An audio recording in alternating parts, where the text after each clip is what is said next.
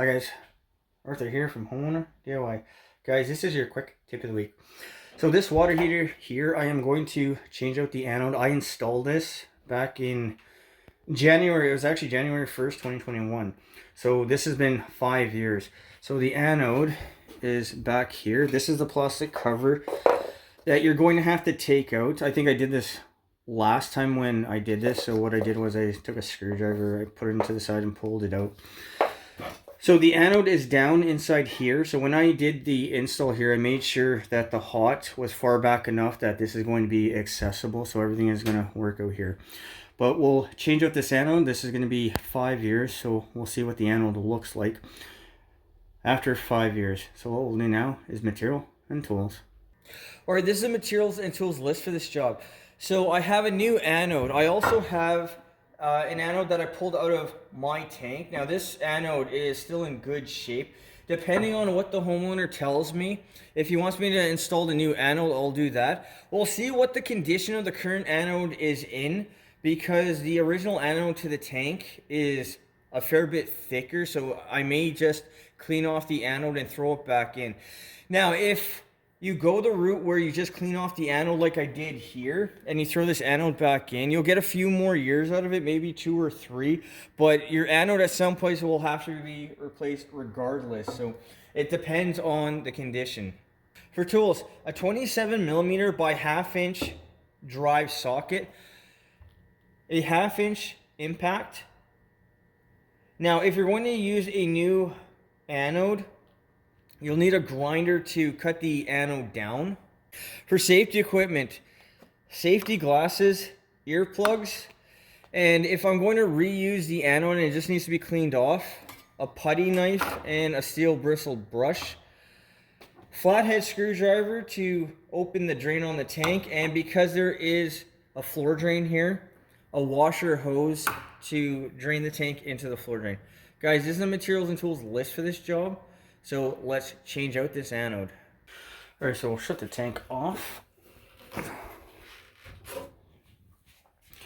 This is our TMP. We're gonna open this to break the airlock, and there will be a little bit of water that comes out here. Actually, I think what I'm gonna do is I'm gonna open the drain first to get some of the water down.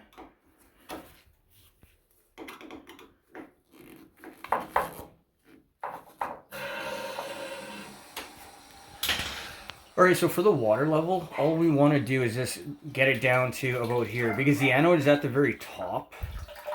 You don't have to drain it all the way down, but now we can open this, and then we'll see how much water comes out. So make sure that your TMP stays open, and that's going to allow air, and then I'll open this now all the way. Alright, so the tank is going to drain down. And I'll grab the 1/2 inch impact and take out the old anode. Alright, so one thing to be careful of is the C vent, because it may be hot. It doesn't seem hot to the touch even with gloves on.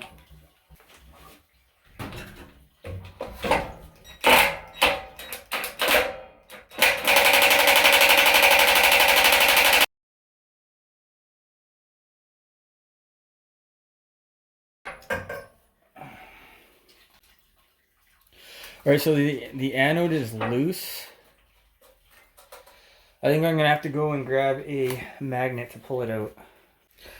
Alright, so I'm going to take a magnet and... Alright, so I did actually manage to get the anode out with a magnet. Something to keep in mind for next time, that the small telescopic magnet might not be strong enough. But anyways, our anode is right here. So what's interesting is the very top has deteriorated. You see this, and then down here it looks brand new. Curious just how the top is deteriorated, but the bottom is fine. Anyways, what we'll do is we will compare this anode with the new one. Alright, so this is the anode that I pulled out of my water heater in the previous anode replacement video. So I've already cut this one down to here. So looking at a brand new anode and the old one, you see the brand new one is thinner than the old one. But otherwise what I'm going to do is I'll cut this anode down and then we'll throw this one back in. So to figure out your length of your anode, flip your anodes over so the nut is on the ground.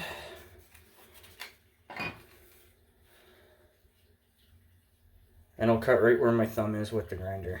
Alright, so line up the two anodes. Roughly here is where I'm going to cut it. Make sure that you have your safety glasses and earplugs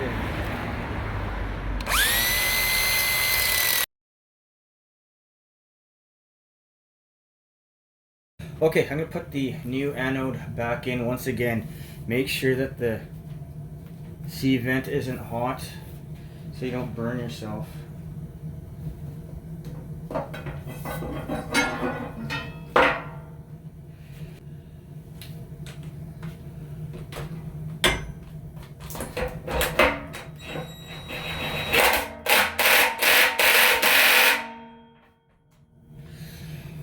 Okay, for torque, I can't tell you of any torque that I know of. Tighten it down until the impact starts to impact, if you will. And the test will be once the tank is filled back up, you're going to make sure that nothing is leaking. But with that done now, the tank can start to be refilled. Alright, I shut off the drain so it wouldn't drain so much of the tank out. But the TMP here can now be closed. What I'm going to do is I'm going to open the drain one more time, and then I'm going to start to pump the valve open and close. And the idea is that this here, the cold, goes all the way down to the very bottom of the tank. So by pumping the valve open and close, you're going to give it shots of water, and any sediment on the very bottom is going to get kicked out, and hopefully it'll be drained out of the tank. So we'll open this all the way. And now I'm going to open and close the valve. Alright, so we'll open.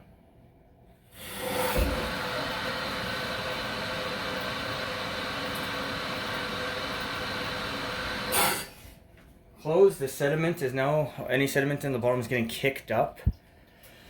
It'll drain out. Open the valve again. So I would say do every 5 to 10 second intervals. Leave the water on for 5 to 10 seconds.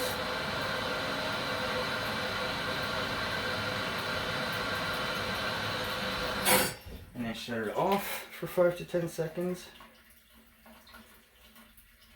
And do this for a couple minutes.